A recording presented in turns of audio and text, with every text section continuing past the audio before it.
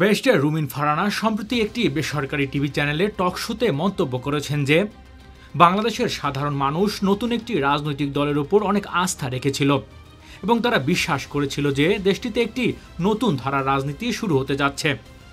তবে গত ৬ মাসের পর্যবেক্ষণে তিনি দেখতে পান যে দলটি তাদের বলা এবং করা এই দুইয়ের মধ্যে যে অমিল রয়েছে তা স্পষ্ট।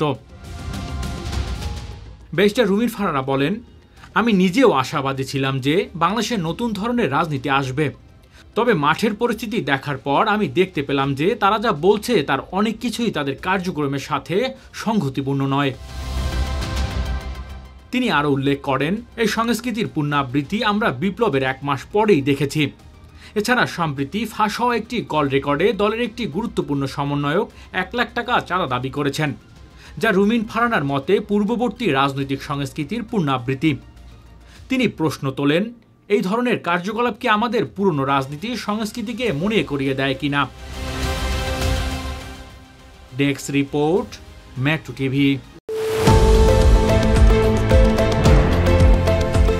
দেশের পাশে, বিশ্বের সাথে, মেট্রো টিভি।